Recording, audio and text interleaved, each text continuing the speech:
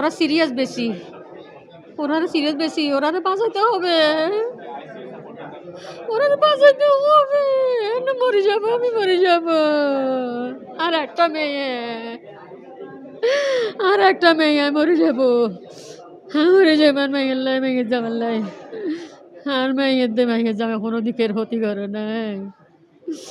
ওরা সবসময় হজুরে রে, সবসময় লোজার সময় ফিরিস লোজা বড় ইস্তার করাইতো, কি করতাম, কোথায় যাব, কে দিব সাহায্য?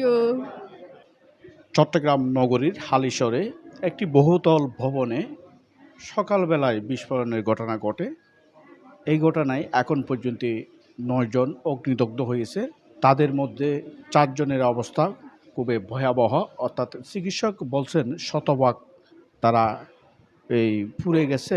আমি যদি আপনাদেরকে একটু দেখাই, আমি এই মুহূর্তে রয়েছি চট্টগ্রাম মেডিকেল কলেজ হাসপাতালে, যাদেরকে চিকিৎসা দেওয়া হচ্ছে, অর্থাৎ 9 জন অগ্নিদগ্ধ হয়েছে।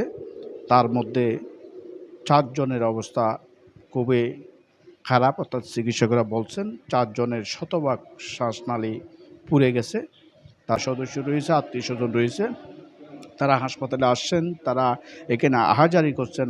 আসলে যে আজকে ভোরবেলায় অর্থাৎ সেহরির সময় যেই দুর্ঘটনা, অর্থাৎ আমার রুগী হচ্ছে আমার মামা।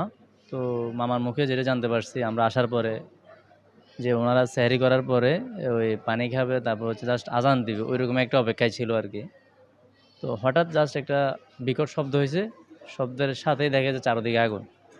এটাই এখন ওনাদের বাসায় যে কোনো মানে সিলিন্ডারও ছিল না যে সিলিন্ডার ব্লাস্ট হবে এরকম কিছু, এই আর কি। ওনারা সেহরির পরেই এই ঘটনাটা ঘটছে আর কি। 4টার দিকে আমার একটা ফোন আসে আমার মোবাইলে। তো ফোনকে বললো যে আমাকে বাঁচাও, মাসিটা মেডিকেলে বানিয়ে উঠে আসি, বাঁচাও। এবার আমি নাম্বার দেখে আমার ভাইয়ের স্বাস্থ্য ভাইয়ের নাম্বার, আমি তাড়াতাড়ি যেটা মেডিকেলে আসি, এসে দেখে ওদের এই অবস্থা। ওরা 9 জন, ওরা 3 ভাই, ওদের ফ্যামিলি, বাচ্চারা 9 ভাই। তো এখন বাচ্চা 4 জন, 2 ভাই 4 বাচ্চা, 2 করে।